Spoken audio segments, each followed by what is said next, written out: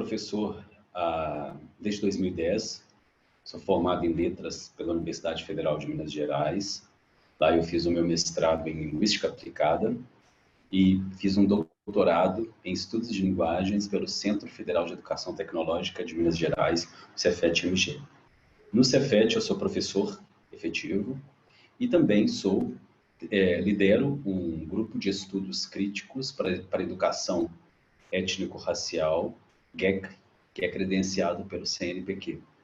Estou aí nessa luta antirracista, aquilombando e engrossando o coro de vozes que tem se bradado e se levantado para falar o óbvio. É um coro de vozes que vem falando o óbvio, porque a luta antirracista é uma luta que defende o óbvio. Ensinar que não se deve discriminar as pessoas, que não se deve separar as pessoas, que não se deve retirar direitos das pessoas é uma coisa óbvia. Então eu faço parte aí desse grupo de vozes que tem falado obviedades para um sistema que muitas vezes não quer ouvir e que tem lutado contra. Então eu sou essa pessoa. Essa pergunta é uma pergunta posterior. Para responder essa pergunta decentemente, a gente precisa voltar um pouco, porque a partir agora do século XXI, que a literatura afro-brasileira tem passado por um momento rico de realizações, descobertas, que vem propiciando ampliação tanto do entendimento sobre o corpus do que é a literatura afro-brasileira, tanto na prosa, na poesia, e também viabilizado um debate em prol da consolidação acadêmica como um campo específico de produção literária. A literatura afro-brasileira, durante muito tempo, ela foi deixada de lado, como ela foi, por ser de uma herança de pessoas que foram escravizadas, que foram subjugadas, nós arrastamos essa corrente pesada desse estigma durante muito tempo. Então, durante muito tempo, ela não foi entendida como um campo específico de produção literária. Porém, ela está em diálogo com a literatura brasileira. Enquanto muitos ainda indagam se a literatura afro-brasileira realmente existe, a cada dia a pesquisa nos aponta para o vigor dessa escrita. Ela é tanto contemporânea, quanto se estende, sabe, ela é contemporânea quando a gente fala de Djamila Ribeiro, um livro que foi publicado ano passado, quanto a um Domingos Caldas Barbosa, que lá em pleno século XVIII já discutia a mentalidade escravista, sabe? O pertencimento. Ela tanto é realizada hoje nos grandes centros, com dezenas de poetas, ficcionistas, quanto ela também vai para pequenos lugares. Você estava conversando comigo em off, falando de como a brasilidade, a negritude se revela na sociedade, tanto nos aspectos religiosos quanto tradicionais, o percentual de pessoas negras aí na sua cidade. Então, desde dos grandes centros, a literatura afro-brasileira está presente ali, quanto em pequenos lugares, em pequenas cidades, em pequenos rincões, sabe? Por exemplo, o maranhense José do Nascimento Moraes, ele foi autor do romance Vencidos e Degenerados em 1915. E ele já trabalhava essa permanência da mentalidade derivada da escravidão. Bom, essa literatura, ela não só existe, a literatura afro-brasileira, como ela está presente nos tempos e espaços históricos da nossa Constituição como sujeito, como povo. Ela não só existe, como ela existe de múltiplas e diversas formas. Então, sabendo isso, tendo esse escopo, sabe, a respeito de qual é esse panorama literário, é algo que surgiu agora, no século XXI? É algo que inventaram a partir do ano de 2001? Não. É algo que já está desde lá. Aí a gente começa a tensionar algumas questões. Se ela já é algo que vem sendo produzida desde o século XVIII, por que ela não é amplamente divulgada? Nós entramos em contato, vocês que estão assistindo, Marcelo e a professora Renata, não é? Não, professora Carla. Carmen. Isso. A professora Carmen entraram em contato comigo porque eu divulguei um vídeo sobre algo que me estarreceu. Eu estou escrevendo meu segundo romance. Para esse romance, eu gostaria de ler mais, eu estava buscando detalhes, descrições, figuras, para poder trabalhar como foi o período da escravização. Mais especificamente, eu queria ler sobre como era estar dentro de um navio negreiro. Então eu fui consumindo poemas, e comecei a consumir poemas falando sobre navios negreiros, escritos por pessoas brancas. Li Conceição Evaristo, li várias coisas. Falei, gente, mas será que não tem mais ninguém que produziu algo? Eu não tinha encontrado o que eu queria ainda. Eu queria uma coisa mais poética, eu queria uma coisa quase melosa para eu conseguir colocar a acidez do racismo contemporâneo nesse doce, nessas palavras românticas. E nessa pesquisa eu encontrei uma autora do século XIX, chamada Maria Firmina dos Reis, maranhense, que publicou o primeiro livro dela em 1859. Peguei o livro, é um compêndio formado por 4 obras: Úrsula, Gupeva, A Escrava e Cantos à Beira-Mar. 4 livros escritos por Maria Firmina dos Reis, e esse compêndio foi disponibilizado pela cidade dela, chamada Guimarães, lá no Maranhão. Gratuitamente baixei, li, e depois que eu li aquele livro, eu fiquei horrorizado, porque a obra dela perfeitamente se enquadra dentro da escola do romantismo. A estrutura romântica, a métrica, se é que tem uma métrica específica para o romantismo, mas de métrica aqui eu estou falando das figuras de linguagem poderosas, a donzela que espera por um cavaleiro, aqueles triângulos amorosos malucos, e que quando resolve uma coisa aparece outro triângulo amoroso, vilões terríveis, e aqueles pontos de tensão entre um amor platônico, tudo isso ela faz como Gonçalves Dias fez, como o Visconde de Tauné fez, como José de Alencar fez, o escravista José de Alencar fez. Uma personagem forte como Machado de Assis escreveu. No entanto, a Maria Firmina dos Reis, eu que estudei na Universidade Federal de Minas Gerais, um curso de letras, fiz 8 matérias de literatura, estudei contos japoneses, eu estudei poemas japoneses, haikais, estudei a literatura de imigrantes japoneses nos Estados Unidos, estudei literatura estrangeira de língua portuguesa, li autores de outros países, mas eu não li Maria Firmina dos Reis. Ela não apareceu em nenhuma bibliografia, em nenhuma matéria. Fui descobrir isso aos 32 anos, tendo 10 anos de formado, tendo concluído uma pós-graduação no exterior, um mestrado, um doutorado, é que eu fui esbarrar nessa literatura negra, feminina, e que é poderosa, porque se vocês pensarem, refletirem que a primeira obra dela surgiu em 1859, 30 anos antes da abolição da escravidão formalmente no Brasil. Ela, como mulher negra, escolarizada, altamente escolarizada, porque a qualidade poética dela eu não tenho a capacidade de fazer uma crítica, tecer uma crítica literária à obra dela. Não tenho.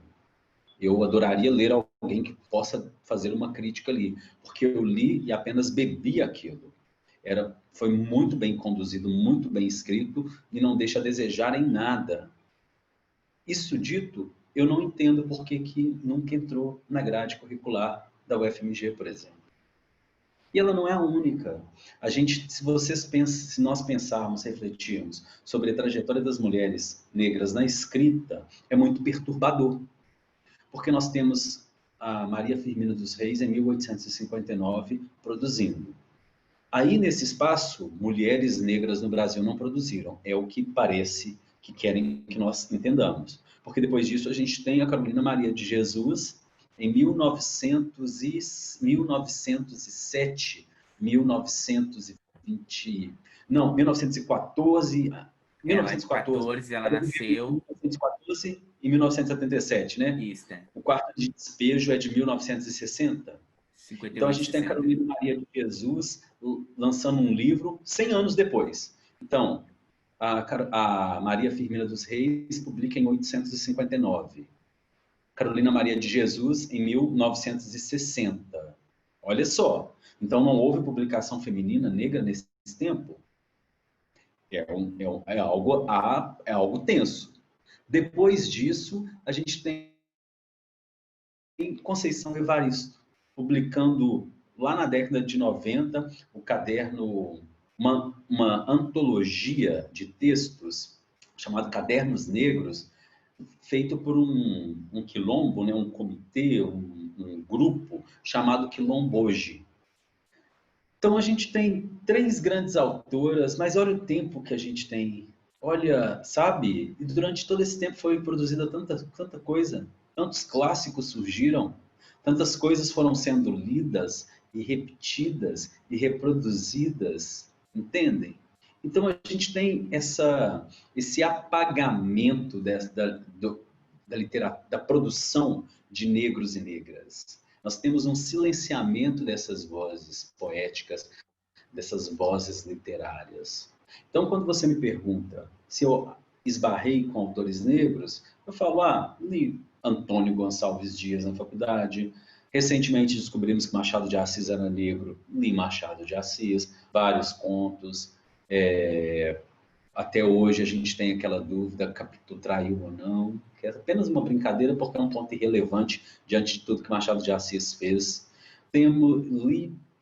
Sabe, a gente esbarra com autores, mas tem essa dívida, tem essa lacuna. Então, quando você me pergunta, esbarramos? Eu falo, olha, primeiro a gente entende o que é a literatura afro-brasileira. Ela existe, ela é feita por negros, negras, descendentes de negros, ela é feita por pessoas que clamam essa restauração dessa identidade afrodescendente. Então, a gente entende o que é a literatura afro-brasileira.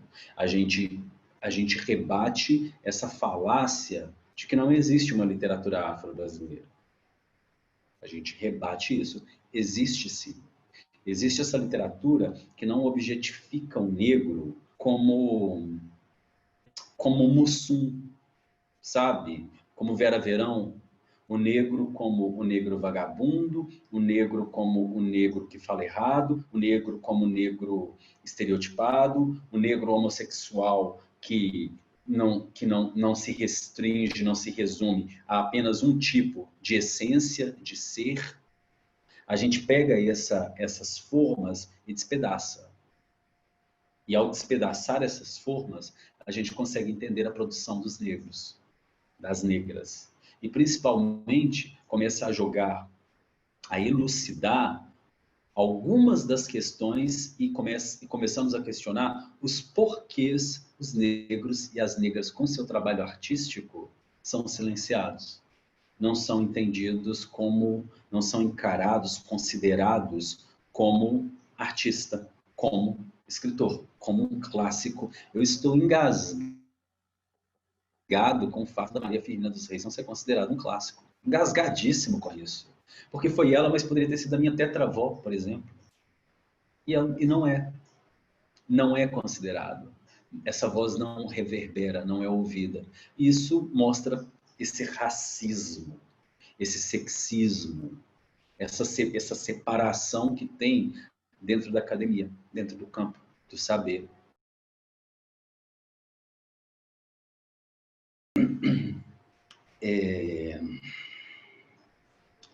O caminho é longo. Por que o caminho é longo? Porque fazer um letramento racial crítico,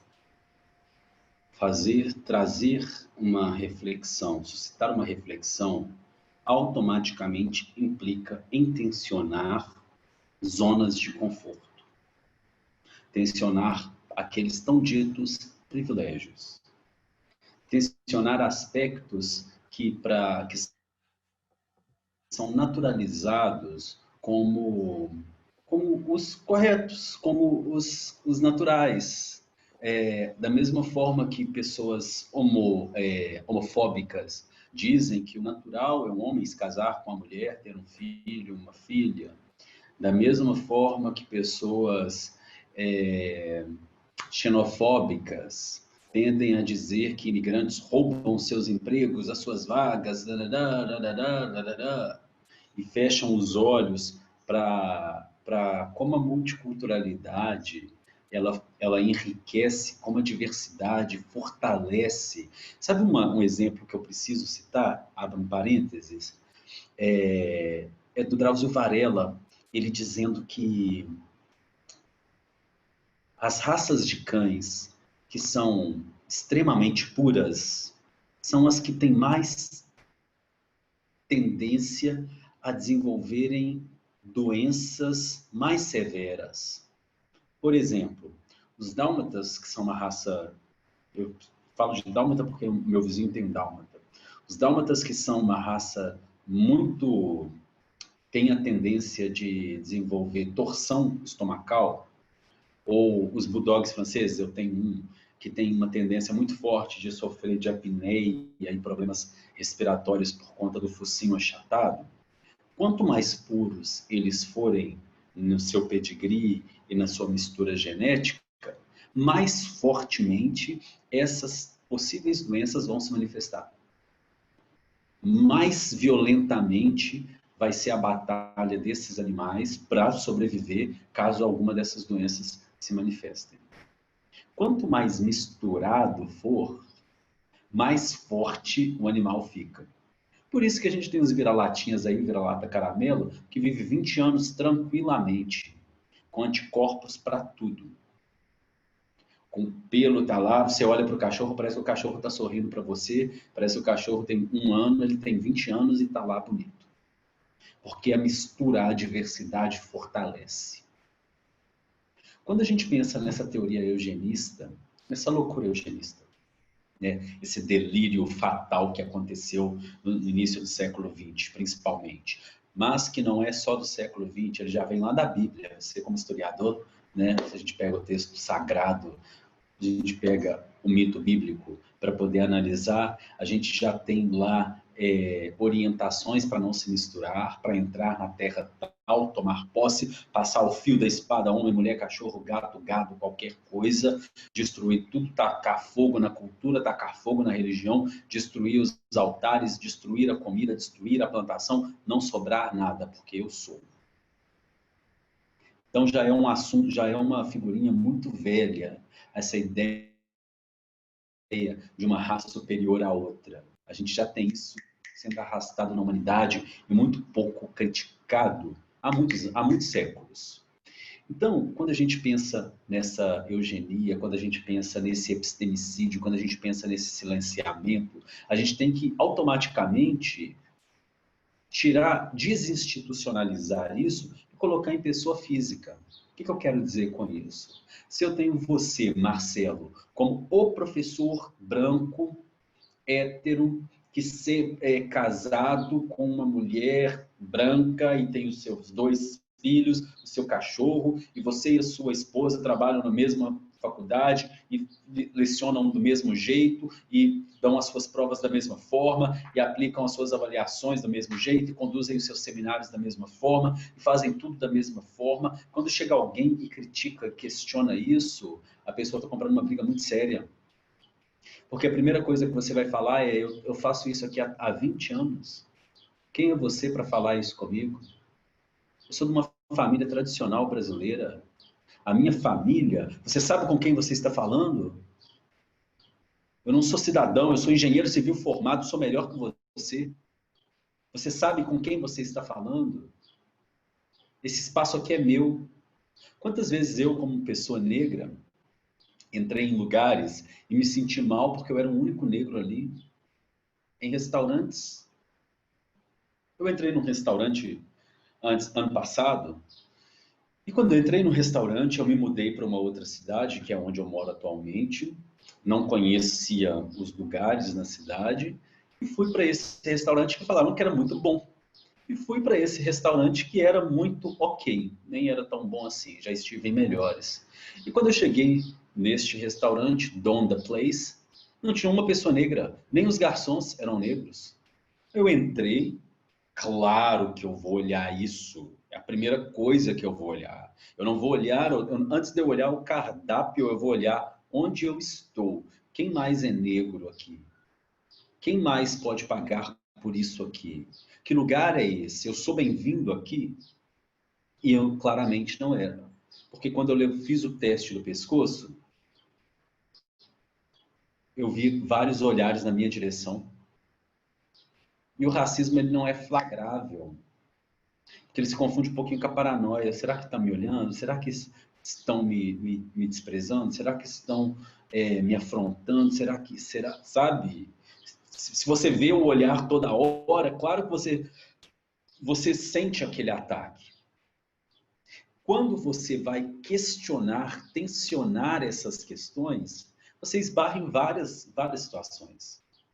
Na literatura, na música. Você já parou, você que está assistindo, já parou para pensar, questionar, por que a Fátima Bernardes, que apresenta o Carnaval do Rio de Janeiro, faz sentido para você isso? Faz sentido para você uma mulher branca apresentar o Carnaval do Rio de Janeiro, que é feito pelas pessoas negras nas comunidades, nos morros, e que, em sua maioria, não falo algo do qual eu não sei. Eu falo porque eu estive no barracão da escola de samba para a qual eu torço. Eu vi o carro alegórico sendo feito, eu vejo as fantasias sendo feitas, eu já desfilei no Carnaval do Rio de Janeiro, e são pessoas pretas que estão lá. Todo dia desce e faz alguma coisa lá no barracão, no galpão da escola de samba. Faz algum sentido ser uma mulher branca apresentando o Carnaval do Rio de Janeiro? Por que não tem uma jornalista negra, alguém da comunidade, uma outra pessoa? Não tem? Vamos investir nessa pessoa e essa pessoa vai ser a nossa referência, ela vai ser a nossa Glória Maria do Carnaval. Até a Glória Maria, que é uma pessoa ocupadíssima e tem outras preocupações, talvez, porque é uma jornalista do quilate dela, né? Não sei se ela ia aceitar ir lá apresentar, ficar sem dormir e tal, mas já que não tem, a gente vai fabricar essa pessoa. A gente vai construir essa pessoa. A gente vai formar essa pessoa. A gente vai fazer uma jornalista que seja que possa ir. A gente vai colocar a Thaís Araújo por enquanto, porque a gente não tem uma jornalista. A gente vai chamar lá para apresentar. Quando você me pergunta como que a gente vai mudar essas relações, a gente tem que tensionar isso tudo. Não há uma resposta mágica que a gente vai falar assim, plim, sem tensionar as obviedades. Por isso que lá no início eu falei para vocês, eu sou a voz que engrossa o coro de vozes que falam obviedades. Isso tudo é uma obviedade. O que não tem de óbvio nessa fala minha? O que tem na minha fala que é uma novidade? Uma pessoa branca apresentando uma coisa feita da cultura negra. Qual que não é a obviedade aí? E se a gente não consegue enxergar a obviedade nisso, a gente está comprando toda a herança racista, preconceituosa e que faz a manutenção de todos esses preconceitos, que faz a manutenção de todos esses lugares, que faz a manutenção de todos esses status quo, que faz a manutenção de o que eu faço é artesanato. E o que você faz, sendo a mesma coisa por você ser branco, é arte. Claro, né? Os donos das galerias de arte são brancos. É claro que é arte. Como o que nós fazemos aqui. As pessoas não se interessam para colocar, não é arte, é um artesanato, é uma artesania, é uma qualquer coisa. Isso vai acontecendo com as nossas tradições, com a nossa religião, o batuque é do capeta. É curioso porque o demônio, né, a entidade ruim, ela existe só em uma religião. Nas outras, principalmente nas de matriz africana, se eu estiver falando alguma coisa errada, por favor, me corrija, tá, Marcelo? Eu vou adorar aprender isso. Nas religiões de matriz africana, nós temos espíritos em desenvolvimento. Espíritos que estão num plano terreno, um pouco mais desenvolvidos, espíritos guias, um guarda-chuva de espíritos e de energias que regem a tempestade, o raio, a lama, a água, o mar, e que levam o ser humano a um desenvolvimento. A gente não tem demônio. A gente tem demônio para poder falar, bom é para cima, ruim é para baixo. A situação deu um branco, eu não me lembro, e a situação tá preta, tá ruim.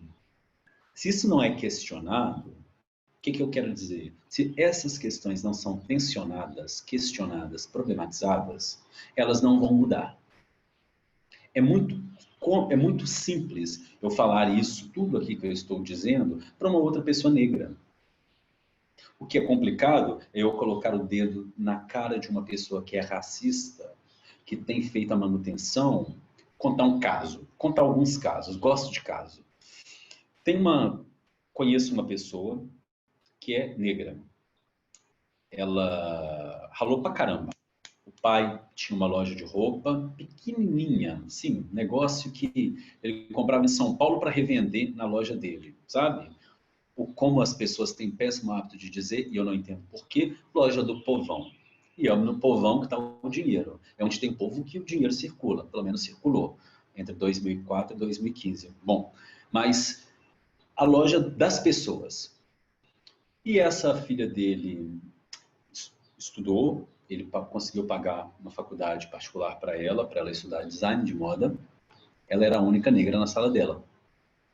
A melhor faculdade de moda de Belo Horizonte, eu ouso dizer. Eu acho que eles são bem tecnicistas, sabe? Não formam pesquisadores como a UFMG forma. Então, nesse mão na massa, talvez eles sejam melhores.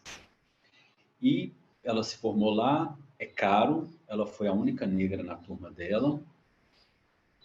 Ela começou a desenhar, começou a costurar, começou a fazer as roupas dela, e as roupas são muito bonitas, é muito chique. Foi fazendo, o negócio foi crescendo, crescendo, crescendo, crescendo, crescendo, crescendo. Ela é negra, começou a ter uma visibilidade dentro desse campo da moda, abriu um showroom bem bonito no Polo da Moda, que é um bairro de Belo Horizonte, onde os showrooms estão, começou a vender muita coisa. E no Instagram dela, você pega desde a primeira coleção dela até a atual, apenas agora, em 2020, na coleção atual, é que tem uma modelo negra. Ela é negra e faz roupa que não é para ela. Não tinha nenhuma modelo que se parecia com ela vestindo as roupas dela. Quando eu perguntei isso para ela, ela falou, é porque não vende. Aí eu perguntei, mas você está fazendo e você está vendendo e é bonito porque você fez, você está me falando que uma modelo negra não vai vestir sua roupa porque não vende, então sua roupa não é para mulheres negras? O que você está falando? Não se tensiona essas questões, não se questionam essas questões. Como que você vai desconstruir uma educação racista? Porque o racismo é um projeto.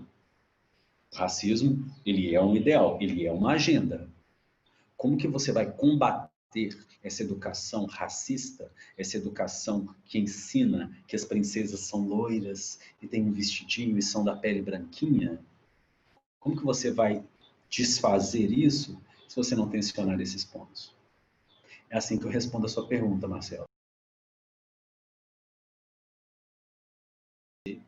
Mas, resumindo, houve uma pergunta, né? Foi uma live onde o racismo estava ali, ó, rastejando, sabe? Como uma água podre, vou usar uma figura de linguagem, como uma água podre, como uma serpente que rasteja passando pelas frestas. Ele estava o tempo todo na fala daquelas pessoas. E, em dado momento, uma pergunta foi feita na live e a pessoa queria saber se autores racistas e homofóbicos, se eles devem ser cancelados. E eles disseram, olha, a obra é a obra, o autor é o autor, a gente deve pensar assim, pessoa física. Saíram pela tangente, pronto. Falaram também de algumas outras questões, tudo de maneira dúbia, de maneira superficial. E depois que acabou a live, eu postei um comentário lá. Eu comentei. O racismo, o preconceito, o racismo que subjaz em toda essa live impressionante. E o comentário final fecha com chave de morte, tudo que foi dito. A moderadora da página, a dona da página, me respondeu, me ofendeu, perguntou o que eu já havia feito para as pessoas ao meu redor, o que eu já havia feito para o país, me chamou de fracassado, falou um tanto de coisa. Ela olhou o meu perfil e pensou, presa fácil. E a página Nazaré Orientadora, devido à inteligência, ao humor da página, ela tem mais de 120 mil seguidores.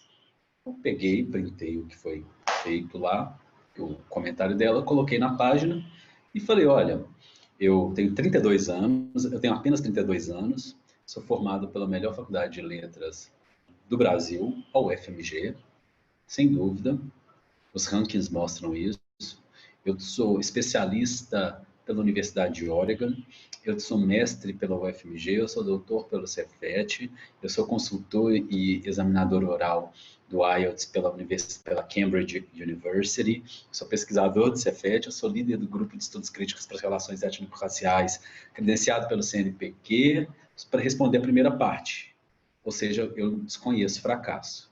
Agora, o que eu faço pelas pessoas ao meu redor, tem começado há 10 anos de educação básica, comecei a responder com bastante clareza, primeiro as ofensas, em seguida para tensionar. Eu perguntei, você, o que você tem feito pelos países? O que os seus antepassados fizeram para esse país? O seu sobrenome, ele se refere a pessoas que derramaram sangue preto para construir o seu império, o seu nome? E fui tensionar. Os episódios de racismo que a gente sofre, as afrontas que a gente sofre, nós, pessoas negras, eles não são inéditos. Não há um imeditismo no racismo. É sempre a mesma coisa, a pauta é a mesma, as ofensas são a mesma. O desejo de subalternizar, de desprezar, menosprezar, ridicularizar, ignorar, alijar dos direitos, é o mesmo, não tem nada de novo nisso.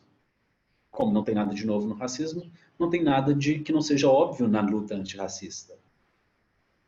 Então, como eu estava falando anteriormente, para desfazer isso, nós precisamos questionar todas essas obviedades.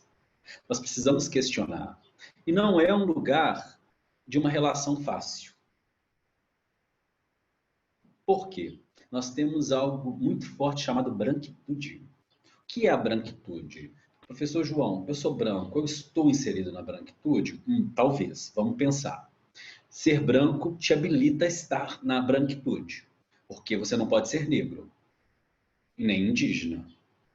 Então, ser branco te habilita a estar na branquitude. Como que você sabe se você está inserido na branquitude ou não? O que você faz diante de um caso de racismo? Aí está definido. Se diante de um caso de racismo você se cala e é conivente, sim, você está na branquitude.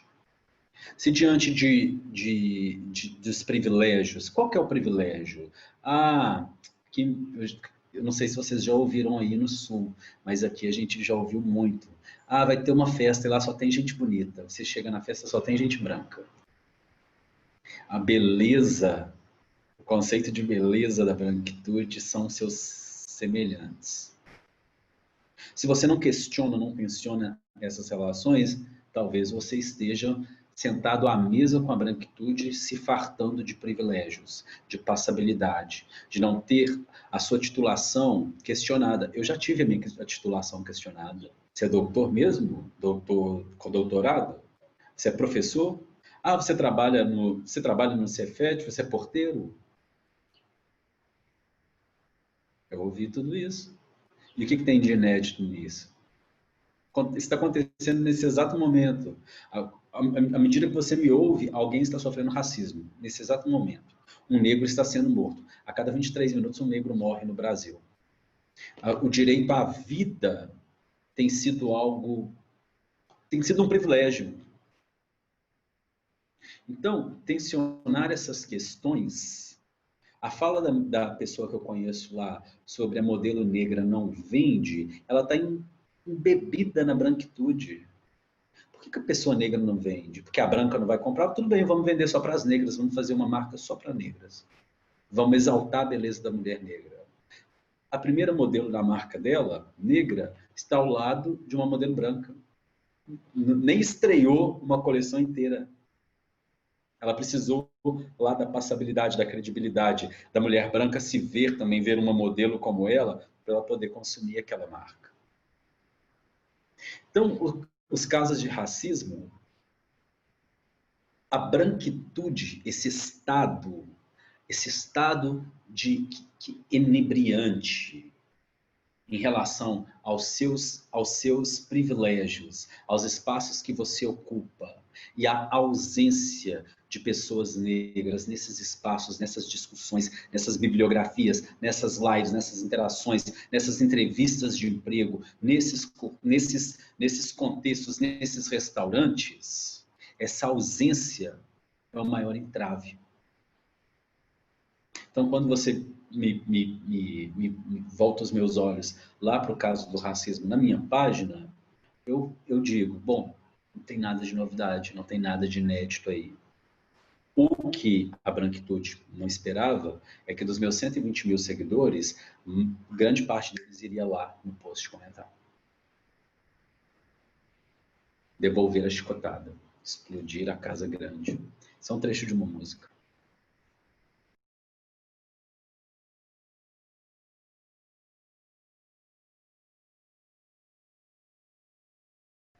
Surpresa. Mais surpresa ainda quando, assim, sou uma pessoa low profile, eu não gosto de ficar, se não é um contexto acadêmico, um contexto onde isso significa alguma coisa, eu não fico falando do meu currículo para ninguém. Quando eu falei do meu currículo, inclusive nessa postagem do racismo, as pessoas ficam surpreendidas, falam, uau! Realmente, num país onde 34% dos homens negros com 18 anos não concluíram o ensino médio, um preto doutor com doutorado, mestre, fala 3 idiomas, sendo proficiente consultor linguístico para uma universidade estrangeira, para a avaliação mais importante do mundo, que é o IELTS, da língua inglesa, causa surpresa. Causou surpresa lá quando eu falei, eu sou a Nazaré orientadora. Nossa, Nazaré é homem! Uau, um homem consegue ter a sensibilidade para fazer humor com questões da mulher, sem ofender as mulheres e colocando as mulheres para cima? Tem. Todo mundo tem a obrigação de ser feminista. Todo mundo tem a obrigação de ser antimachista, antirracista. Todo mundo tem. Então foi uma surpresa para as pessoas. E várias pessoas se apaixonaram ainda mais pela página. Isso é muito bom.